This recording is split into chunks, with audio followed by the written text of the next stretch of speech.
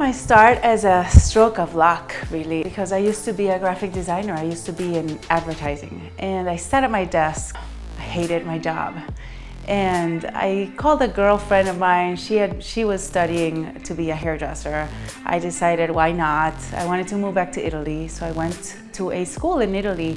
What I found there was my passion, because they gave us one dolly head, and 6 months later, I had already hacked away 12 dolly heads. I had spent my last penny on these dolly heads, and I would go home after school and I would just try to look up videos on YouTube. YouTube wasn't that popular back then, so there wasn't like a big array of haircuts on YouTube.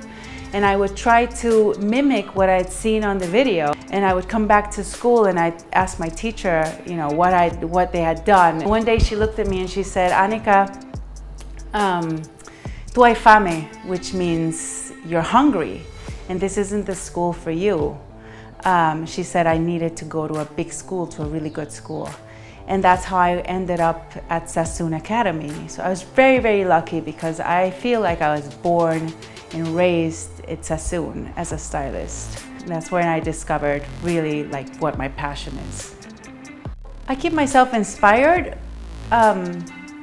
I have hair heroes. There's two types. One of them are the people that I follow that have been my teachers. For example, Stephen Moody. I've adopted him as a mentor, really. And Tracy Sakositz, Sally Rogerson.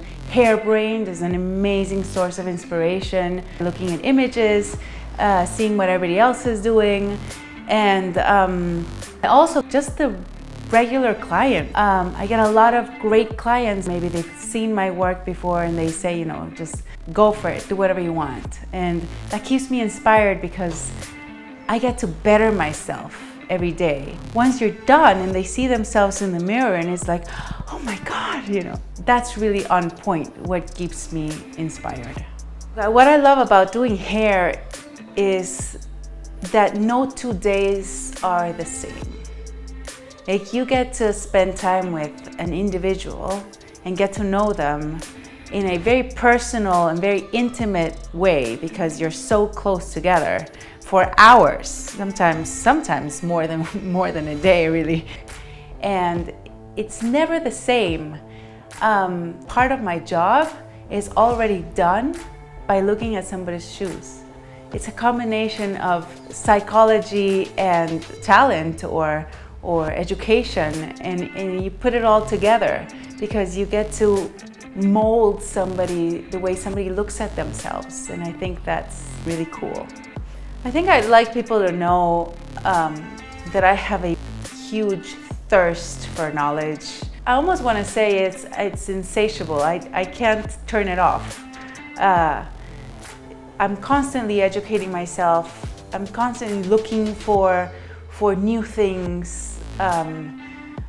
When I was in school, and I think most of the students hated me. I think most of the teachers might have hated me too, because I was constantly asking questions. I held the class up because I was always just trying to gather more information, and I can't turn it off. It's sometimes it keeps me up at night, because I need to get better. I need to know more.